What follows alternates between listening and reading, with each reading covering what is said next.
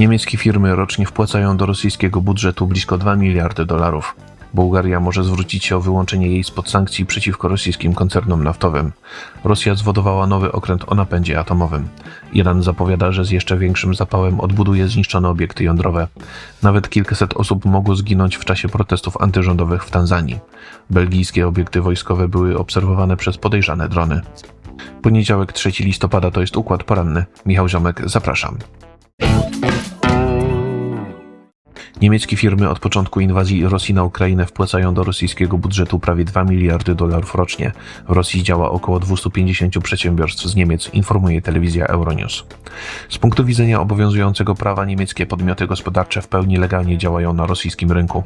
Na przykład przedsiębiorstwa sprzedające produkty szybko zbywalne nie naruszają przepisów i sankcji nałożonych przez Unię Europejską, dlatego choćby znany koncern Hochland wytwarza swoje towary w 3 fabrykach zlokalizowanych na terenie Rosji. Podatki płacone przez niemieckie firmy wspierają więc wysiłek wojenny Kremla. Szacuje się, że niemieckie firmy rocznie zasilają rosyjski budżet kwotą około 2 miliardów dolarów. Jak zauważa Euronews, za te pieniądze Rosja może kupić blisko 10 tysięcy dronów Szahed produkowanych w Iranie. W Rosji działają także podmioty gospodarcze z innych państw. Kijowska Szkoła Ekonomiczna i organizacja Before Ukraine twierdzą, że zagraniczne przedsiębiorstwa tylko przez cały ubiegły rok wpłaciły do rosyjskiego budżetu 20 miliardów dolarów z tytułu podatków.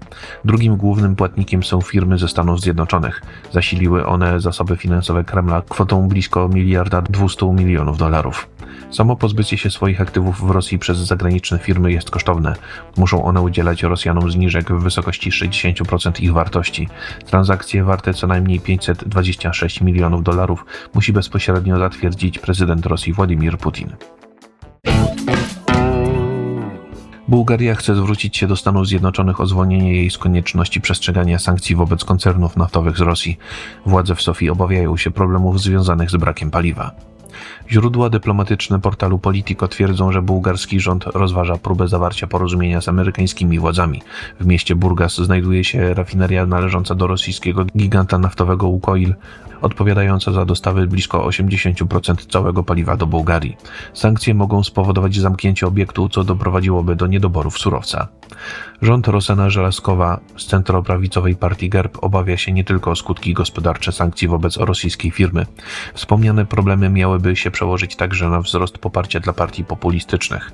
Utworzenie swojego własnego ugrupowania ma obecnie rozważać prezydent Rumen Radew, postrzegany jako prorosyjski polityk. Inni rozmówcy Politico uważają, że w rzeczywistości zamknięcie rafinerii nie doprowadziłoby do wyborczego sukcesu partii sprzeciwiających się sankcjom. Doniesienia na temat zwolnienia Bułgarii z konieczności przestrzegania obostrzeń mogą być w rzeczywistości rozpowszechniane przez sam rząd, chcący doprowadzić do opóźnienia sprzedaży rafinerii przez Łukoil. Władze nie mają teraz żadnego planu awaryjnego na wypadek jej zamknięcia, dlatego potencjalne niedobory paliw stały się prawdopodobnym scenariuszem. Być może kłopotów udałoby się uniknąć dzięki przejęciu kontroli operacyjnej nad rafinerią w Burgas. Bułgarskie władze mogłyby nią zarządzać przy wsparciu Międzynarodowego Komitetu złożonego z prawników i ekspertów. Rosja zwodowała nowy okręt podwodny o napędzie jądrowym. Krążownik Chabarowsk ma być zdolny do przenoszenia zaprezentowanych w ubiegłym tygodniu torped Poseidon.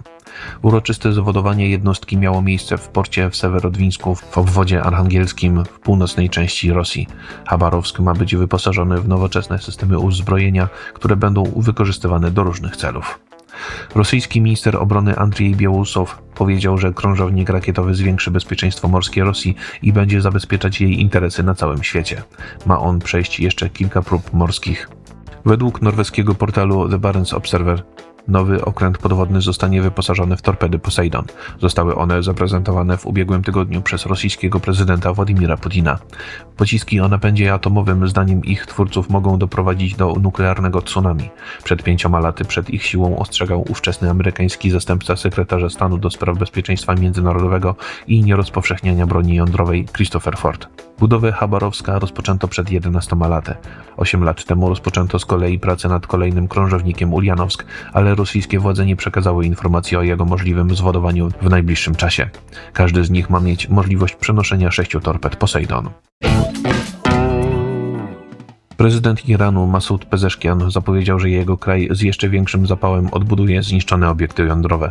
Były one celem ataków podczas czerwcowej wojny Iranu z Izraelem. Irański przywódca spotkał się w niedzielę z kadrą kierowniczą Organizacji Energii Atomowej Islamskiej Republiki Iranu. W trakcie swojego wystąpienia powiedział, że obiekty atomowe zniszczone w czerwcu przez Izraelczyków i Amerykanów zostaną odbudowane. Irańczycy mają być zdeterminowani, aby odtworzyć swoje fabryki, a do tego celu wykorzystają wiedzę zdobytą przez swoich naukowców. Pezeszkian podkreślił, że irański program nuklearny ma charakter pokojowy. Jego realizacja ma m.in. rozwiązywać problemy ludzi i zadbać o zdrowie społeczeństwa. Telewizja Euronews przypomina w tym kontekście o niedawnej wypowiedzi prezydenta Stanów Zjednoczonych Donalda Trumpa. W trakcie swojej wizyty w Izraelu i Egipcie powiedział on, że osiągnięcie zawieszenia broni w wojnie Iranu z Izraelem nie byłoby możliwe bez zbombardowania irańskich obiektów atomowych przez amerykańskie lotnictwo. Wypowiedź Trumpa potępił najwyższy duchowy przywódca Iranu Ajatollah Ali Khamenei. Uznał on słowa prezydenta USA za fałszywe, zakłamane i zastraszające. Khamenei wezwał przy tej okazji irańską młodzież do realizowania swoich ambicji w dziedzinie rozwoju energii atomowej. W niedawnym wywiadzie szef Międzynarodowej Agencji Energii Atomowej Rafael Grossi powiedział, że Iran obecnie raczej nie prowadzi dalszych prac nad wzbogacaniem uranu. Na terenie kraju wciąż są jednak obecne ośrodki pozwalające na budowę broni atomowej. Nawet 800 osób miało zginąć w czasie protestów antyrządowych w Tanzanii, choć liczby podawane przez opozycję kwestionuje Organizacja Narodów Zjednoczonych. Uczestnicy manifestacji uważają, że rządząca partia rewolucyjna sfałszowała wybory prezydenckie. Samia Hassan Suluhu według oficjalnych wyników uzyskała reelekcję, zdobywając prawie 98% głosów. W przemówieniu wygłoszonym po otrzymaniu dokumentów potwierdzających swoje zwycięstwo, tanzańska prezydent zapowiedziała, że w trakcie swojej drugiej kadencji będzie chciała zjednoczyć społeczeństwo. Zwycięstwa Hassan nie uznaje opozycja. Do wyborów prezydenckich i parlamentarnych nie została dopuszczona centroprawicowa Partia na Rzecz Postępu i Demokracji, która uważa głosowanie za farsę. Wezwała ona odpowiednie instytucje do zakwestionowania jego wyniku.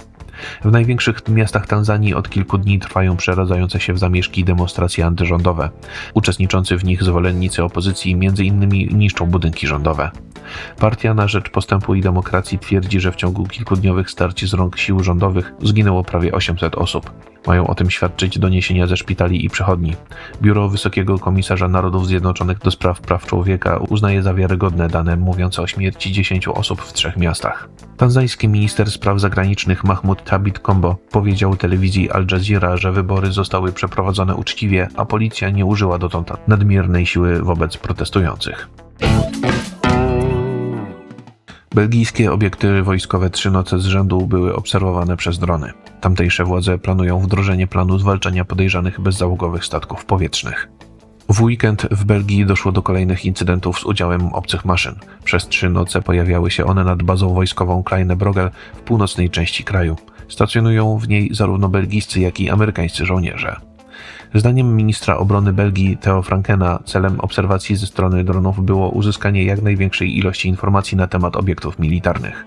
Chodzi głównie o rozmieszczone we wspomnianej bazie samoloty F-16, które mogą przenosić ładunki jądrowe, a także myśliwce F-35. Cytowany przez portal Politico szef belgijskiego resortu obrony nie wskazał jednoznacznie na odpowiedzialność Rosji za pojawienie się bezzałogowych statków powietrznych. Zarazem polityk nacjonalistycznego Nowego Sojuszu Flamandzkiego zauważył, że właśnie na nią wskazywałyby potencjalne motywy takiego działania. W tym tygodniu Franken chce przedstawić swój plan stworzenia krajowego systemu zwalczania dronów. Belgia zamierza wydać na jego realizację blisko 50 milionów euro. Za te środki finansowe mają zostać zakupione systemy wykrywania maszyn, urządzenia służące ich zagłuszaniu oraz broń pozwalająca na ich zestrzeliwanie. System zostałby rozmieszczony w pobliżu najważniejszych belgijskich obiektów wojskowych. Informacje przygotował Maurycy Mietelski, nadzór redakcyjny Igor Jankę. Jeżeli podoba się Państwu nasza praca, serdecznie zachęcam do wsparcia Układu Otwartego w serwisie patronite.pl. To wszystko na dzisiaj. Bardzo Państwu dziękuję za uwagę i do usłyszenia w kolejnym Układzie Porannym.